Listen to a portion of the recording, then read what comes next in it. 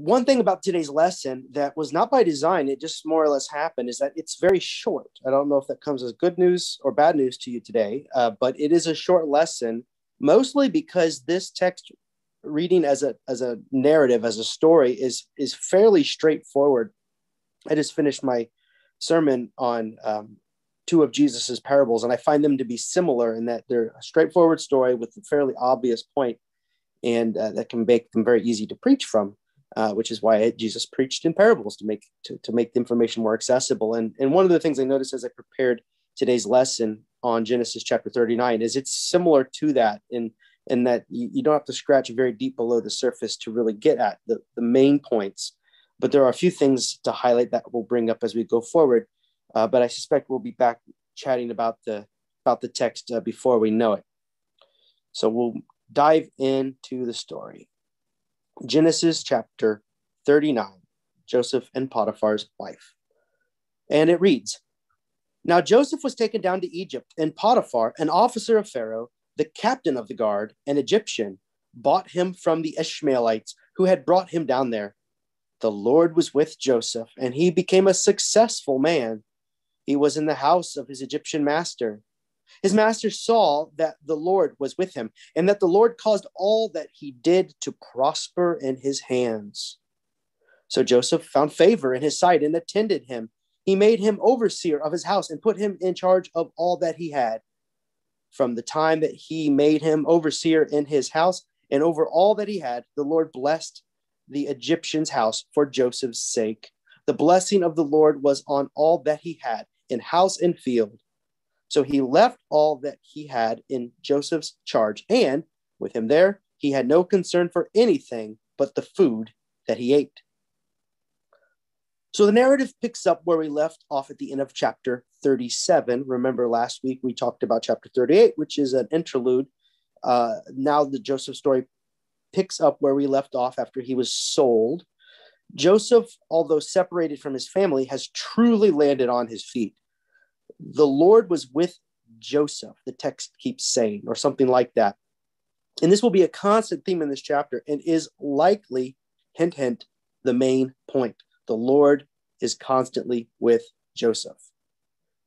Fritz writes, "The writer now introduces the main theme of the whole Joseph narrative, and he does so with such a flourish that the reader cannot avoid getting the point.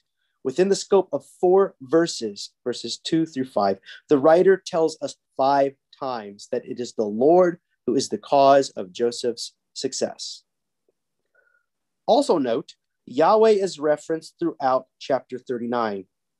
It is widely believed to be from the J source, whilst what follows in chapters 40 through 41 is from the Elohist source.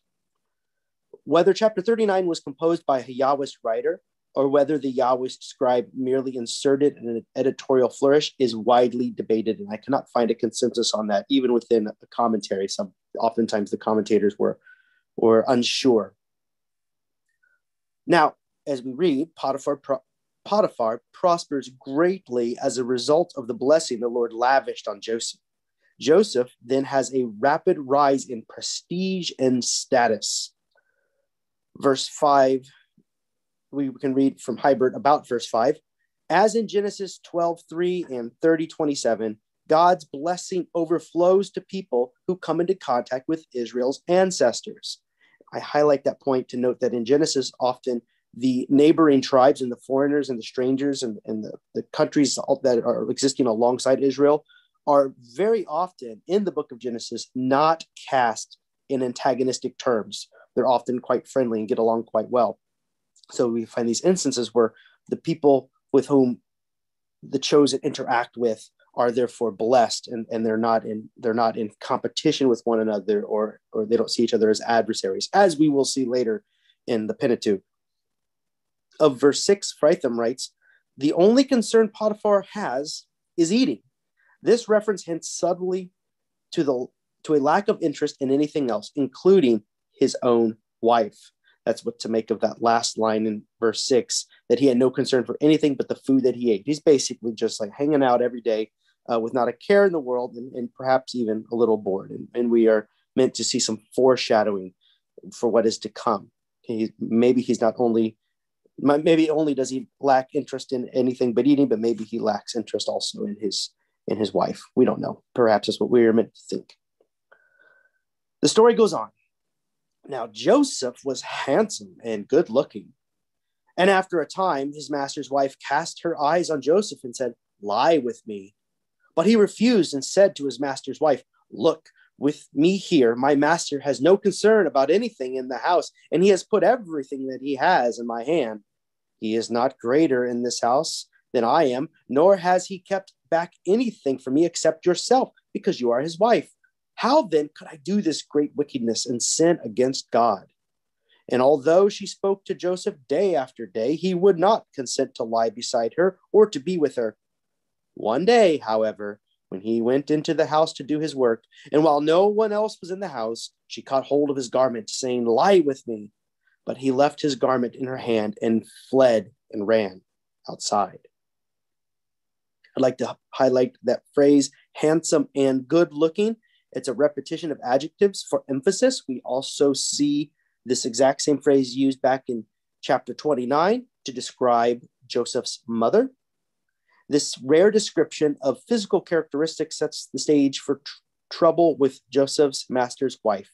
She flaunts her authority over him with a terse command, "Lie with me," verse 7. Joseph shows his virtue and wisdom and his vulnerable position with an eloquent reply, laying out the moral issues and his responsibility to his master and to God, writes Handel in the Common English Bible Commentary. Sorry, in the New Interpreter's Bible Commentary. He writes again, "The wife's stripping of his garment, which she will use as a prop in her false accusation to Joseph's master, echoes the brother's stripping of Joseph's robe, which they use as a prop to deceive Joseph's brother." So we have this repetition of this theme of the garment of Joseph's being used to deceive and at Joseph's expense. Verse 13. When she saw that he had left his garment in her hand and had fled outside, she called out to the members of her household and said to them, "See, my husband has brought among us a Hebrew to insult us. He came in to me to lie with me, and I cried out with a loud voice. And when he heard me raise my voice and cry out, he left his garment beside me and fled outside." Then she kept his garment by her until his master came home. And she told him the same story, saying, "The Hebrew servant whom you have brought among us came in to me to insult me. But as soon as I raised my voice and cried out, he left his garment beside me, and I fled outside." An interesting note before we proceed. This story shares themes similar to an ancient Egyptian story that would have already existed by this time, called the story of two brothers. Hybert writes, "In the Egyptian story of two brothers, the wife of the older brother tries to seduce the younger. She accuses him of rape when he resists her advances. In the Joseph narrative, these same themes appear. The abuse of power is represented by a woman with higher status, and the importance of integrity is represented by a man with lower status." Now, I did go and read the story of two brothers, and that is about where the parallels end. It's actually a bizarre story that's quite stretched out,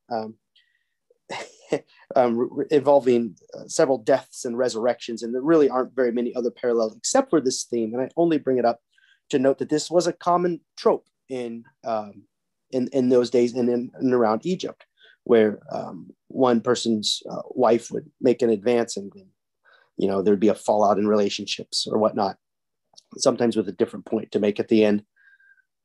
Hybert writes of Potiphar's wife's crying out, Deuteronomy 22:23 through 27 instructs women to cry out for help when sexually assaulted. Her cry is accepted as evidence against the man. So to make Joseph appear guilty, Potiphar's wife and Joseph's status as a slave are the primary reasons her account is accepted. It is just to note that Potiphar's wife really does have a leg up on Joseph when it comes to authority. She is the wife of the master of the house, and as such, she is to be believed over the word of a slave. So he's really in a pickle, and it's just not fair to Joseph to find himself in this position. Moving on, verse 19. When his master heard the words that his wife spoke to him, saying, "This is the way your servant treated me," he became enraged. And Joseph's master took him and put him into prison, the place where the king's prisoners were confined. He remained there in prison. But the Lord was with Joseph and showed him steadfast love. He gave him favor in the sight of the chief jailer. The chief jailer committed to Joseph's care all the prisoners who were in the prison, and whatever was done there, he was the one who did it. The chief jailer paid no heed to anything that was in Joseph's care, because the Lord was with him, and whatever he did, the Lord made it prosper. And so we have this chapter where we see Joseph fall into disrepute twice, but we see that in spite of the best efforts of every single person around him, the Lord is going to make a way for Joseph to not only survive, but to prosper. Handel writes, Joseph's passage from slavery to prison echoes his previous passage from beloved son to slave. Yet, as before, the Lord was with Joseph. The chapter ends as it began, with a description of Joseph's ascent in his new domain, which we will see happen yet again in the chapters to follow. Salhammer writes, the epilogue to the story is clear in its emphasis. God has turned an intended evil against Joseph into something good. God is with Joseph, verse 21, and prospers his way. Lying behind this course of events is the lesson that the whole of the narratives about Joseph teach. You intended to harm me, but God intended it for the good. Like Daniel during the exile, Joseph suffered for doing what is right, but God turns the evil done to him into a blessing. And this would be the main takeaway for the people reading the story in the years to follow. They would find themselves in similar hard circumstances, whether enslaved or imprisoned or removed from their home in the diaspora as various empires would come in and conquer. But as they read the story of Joseph, they would begin to wonder, hey, I might be in the pit.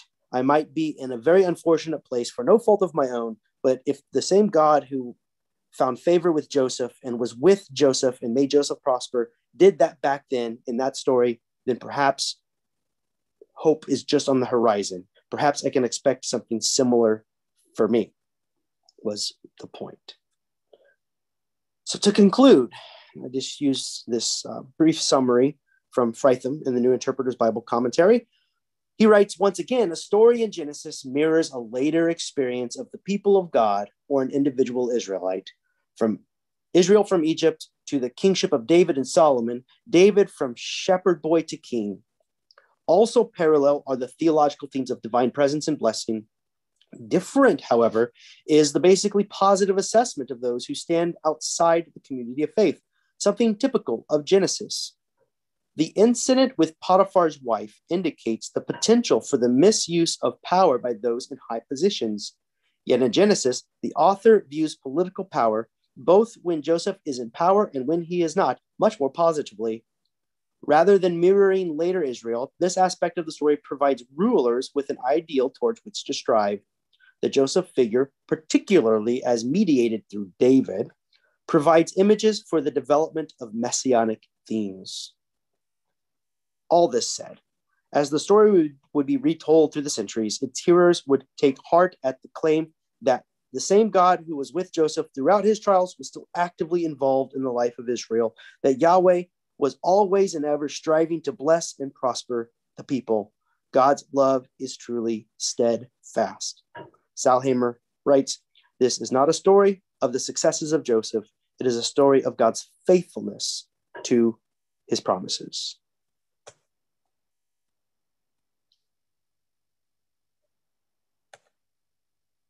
I'll bring it back in. As I said, it's a short one, and it's also very short in the commentaries, in the sections in the commentaries about this passage were very short. And if I made it longer, I would have just been embellishing. There was really nothing more beyond that. So I'm now turn it over to you folks to see sort of comments or what sort of things stuck out to you in the reading and telling of that story.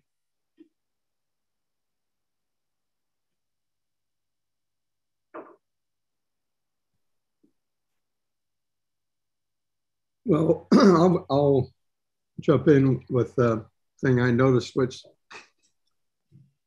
Joseph is the center of the story, but there is also a blessing and caring about Egypt about this. I mean, so Joseph, I don't think we didn't hit the dreams yet, but it setting up that ultimately through the remaining of the story yet to be dealt with is that Egypt's fate is covered in this by having forewarning of the famine that is coming. I know this is something that the writers really don't deal with, so because they hold Joseph as the center of the story. Anybody want to run with that? Well, no, he becomes a ruler in Egypt, right, and basically functions as a pharaoh almost. Doesn't go out to war like the pharaoh would have expected to do. The pharaoh is expected to go out to war every spring, and he never does anything like that. But Egypt survives and prospers because of Joseph, and Joseph survives and prospers because of Yahweh's blessing. And within the world of Genesis, this is a common theme by now. The people around Abraham, Isaac, and Jacob and their offspring are meant to prosper and be blessed by virtue of their interactions with these chosen ones. And whenever Abraham brings curse into the land, as he did with Abimelech and with the Pharaoh back in an earlier story where he lied about the identity of his wife, the reason for God's displeasure at that is because they brought curse instead of blessing. And this is a theme that is repeated, and it's never more obvious, I think, than in the story of Joseph, where Egypt might not have made it without Joseph's presence and God's blessing by virtue of Joseph's presence in Egypt.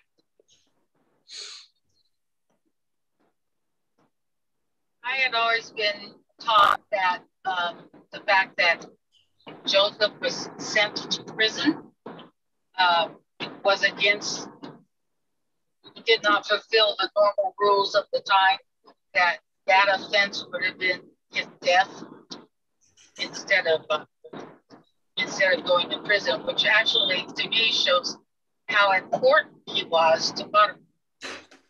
I'm sure Potiphar felt that maybe this accusation is not exactly what it claims to be. And that's why he went to prison instead of being killed. Well, and to piggyback off last week's lesson, we did make the point that in the Levitical law, in terms of the legal codes of Israel, the penalty for adultery was death for both parties. I'm not sure what the law was in ancient Egypt, but perhaps you're right that in the very fact that the consequence wasn't as severe as it could have been might indicate that Potiphar had some doubts, or there was some uncertainty about the accusation. Yeah, exactly. It says that he was enraged, but he doesn't really pay for it too terribly. I mean, he's put in charge of the prison in a matter of a few sentences. So,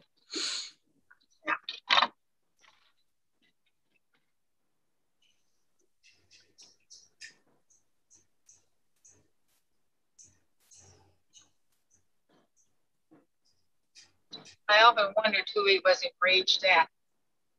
Who enraged him? Whether it was the Joseph or his wife. Well, that's a fair point. I was thinking the same thing. just curious. Sometimes we only get half the story. If you have this, go ahead. No, please go. Oh, I was just going to say, if you have this servant who is just making your house work so smoothly that all you've got to do is sit around and think about what you're going to eat next, it would be quite a blow to have to in a very public display of shame and an outcry, remove that servant from your house. So I could see why he would be angry for that reason as well. Well, there's a contrast. I know the story is not about Potiphar's wife, but in the last story, Tamar took the items that belonged to Judah and held on to them. And she took the garment that belonged to Joseph, and they were used as evidence, although in Tamar's case, they were rightful or righteous. And in this case, Potiphar's wife was framing Joseph in a very unfair way. But it's this sort of the dalliance of the rich, kind of plays in here in a, it's like absolute power corrupts absolutely sort of thing. It's like the wealthy, I don't know, it's just this real contrast of there's someone who's desperate and poor and maybe cast out and die because of her circumstances, and somebody else who just wants something because she wants it. And we use whatever means necessary to humiliate someone because she didn't get what she wanted. And I don't know, I'm just sort of stuck on that. I don't have much more to say about it, but I'm just struck by the contrast of those two women in these stories that are back to back. And I know the main focus on this is Joseph, obviously, but I'm just struck by that. Yeah, an accusation from, my mind went to something called slap suits. I don't know if you're familiar with the term, but it's when somebody who perhaps has done something illegal or wrong. Often this happens with large companies and very rich persons, where say somebody has said, hey, this company or this person is behaving in a way that is illegal. That person will hire lawyers and lawyers and lawyers for days and basically wait out the accuser who is in a position of less advantage, who cannot afford the legal fees, cannot keep up, and eventually folds to the pressure because that person has the capacity to do that. That is this is neither here nor there, but that is, by the way, how the Church of Scientology got to be recognized as a religious organization, because they lawyered up against the IRS in such numbers with so many thousands of lawsuits that the IRS would have taken them decades to litigate. And so David Miscavige went to the offices in person, and they brought him right up, and he says, I'll call off the dogs if you make us recognize us as a real nonprofit religion. And they said, fine. If you've got the resources you can do that. And everyone knows that it happens, and it's that unfair. And Potiphar's wife was in a similar position as the chief wife in a very affluent household. It's funny the connections my mind makes sometimes. Now we're talking about Scientology, but power and the ability to influence legal systems is, guess what I was trying to draw the line between.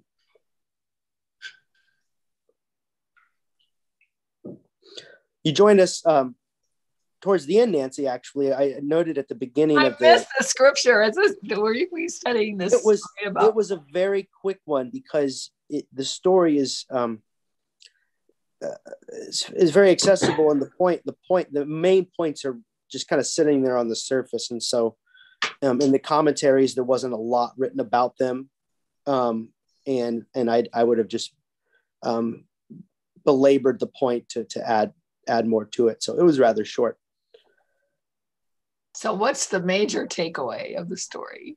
God was with Joseph in the face of everything around him, in the face of the efforts of his brothers to sell him into slavery, in the face of Potiphar's wife's efforts to discredit him, finds himself in prison, and even there, God is with him. And the point in the sense to follow for Israel would be just to see that, to hope for similar things to play out in their own life, should they find themselves displaced or destitute or in a hard way. And it parallels other stories like King David's story was mentioned, or the story of Daniel and Shadrach, Meshach, and Abednego, where somebody is in the face of the best efforts of those around them, God prospers them. But in the case of Joseph, and this is what makes it unique, in the book of Genesis, these characters are not usually placed in antagonistic roles to the foreigners around them. And so Joseph was a blessing and an asset to Egypt again and again and again, and they are not seen in adversarial roles. Whilst in other instances in the scriptures, like King David, for example, he is always almost always placed in an adversarial role against the neighboring people. So that's one difference. But that's a common theme in Genesis, where the people are meant to be a blessing to those around them. And so that's the that was a long. The takeaway is God is with Joseph. God is with Joseph. God is with Joseph. That's the and prospers him.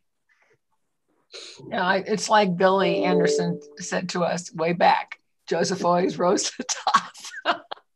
That's exactly what she said. Yeah.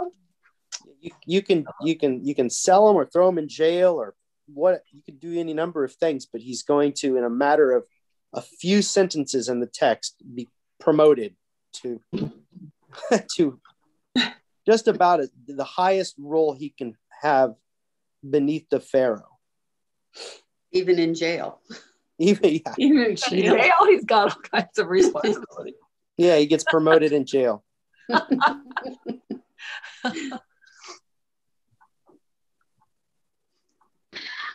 Well, it certainly doesn't raise the kind of dialogue that was in last week. No, I just got through watching that. Yeah. That story Tamar is it's very convoluted. It's different. Mm-hmm. Well, if all hearts are cleared, I don't know if I should apologize for a short lesson or whether you want to thank me for a short lesson. But I'm not sure there's much more to cover. We'll be going over chapter 40 next week.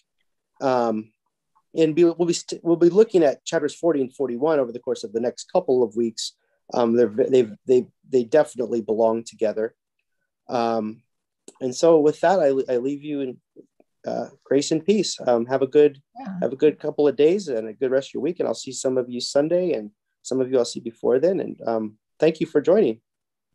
See you in the morning. Sorry, I missed. Do you know what time? 8:30, John. I asked Connie.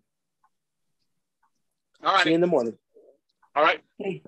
Bye, everyone. Bless you. Bye. Bye-bye. Bye. Bye.